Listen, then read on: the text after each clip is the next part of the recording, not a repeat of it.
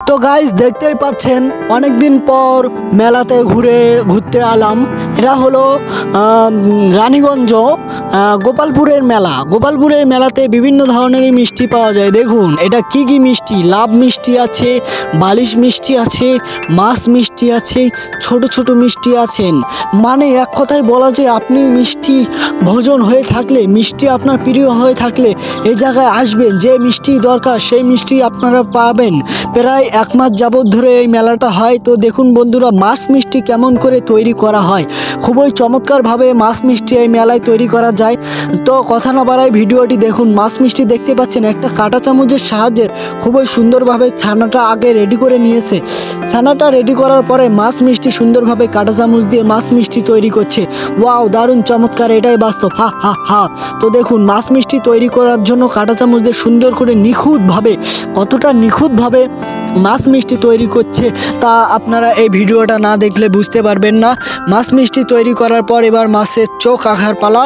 দেখুন কাঁটা চামচ দিয়ে সুন্দরভাবে মাছের চোখ আঁকালো। ওয়াও, দারুণ চমৎকার। এবার মাছ মিষ্টিটা তৈরি হয়ে গেল, কাঁটা চামচ দিয়ে দাগ দিয়ে নিচ্ছে। দেখুন কত সুন্দরভাবে দাগ দাগ করে নিচ্ছে, মাছের আকারে হয়ে গেল। দেখুন সাইডে কতগুলো মাছ মিষ্টি। ওয়াও, মেলাতে আসার মজাটাই আলাদা। মেলাতে এলাম তো অনেক মাছ মিষ্টি দেখতে পারলাম। তো মাছ মিষ্টি তৈরি করা শেষ। এবার আমরা ভাজার জন্য এই চুলাতে বিরাট বড় একটা কড়াইয়ের মধ্যে ঢেলে দিলাম। কিছুক্ষণ পরে জাল হবে, উতলাতে থাকবে। খুবই সুন্দর মাছ মিষ্টিগুলো। দেখুন মেলাতে আসার পরে বিভিন্ন ধরনের মিষ্টি পাওয়া যায়। দেখুন লাভ মিষ্টি, বালিশ মিষ্টি, সালনা মিষ্টি, কালোজামের মিষ্টি, চিনি ছিটানো লাড্ডু, জিলাপি, যা চান, এক কথায় যা চান সব পাবেন। নিমকি, পেঁয়াজু, যা চান। মেলাতে এসে আপনার কোনো জুরি থাকবে না, জুরি বানা ছাটামাটা খেবেন আর আনন্দ করবেন। তো এখানে আমি মেলাতে এসেছিলাম, তো দেখতেই পাচ্ছেন বিভিন্ন দোকান। তো এখানে দেখুন লাড্ডুগুলো খুবই চমৎকার। দোকানদার ভাই বলল যে মেলাতে এসেছো যখন তো আমাদের ভিডিওটি করো, দেখুন আমাদের দোকানের মিষ্টিগুলো দেখাও। দেখুন দোকানের নামগুলোও, দোকানের মিষ্টি কালোজাম মিষ্টি খুবই চমৎকার এবং খুবই টেস্টি। দেখুন বিভিন্ন ধরনের। তো আমি এবার দোকানের ভেতরে ঢুকলাম। এটা বিভিন্ন ধরনেরই মিষ্টি দেখাবো, এক এক করে দেখাবো।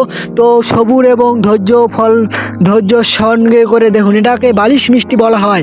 তো বালিশ মিষ্টি কেমন, কোল বালিশ মিষ্টি, মাছ মিষ্টি। তো আপনারা যে মিষ্টি খেতে চান সেই মিষ্টিই পাবেন।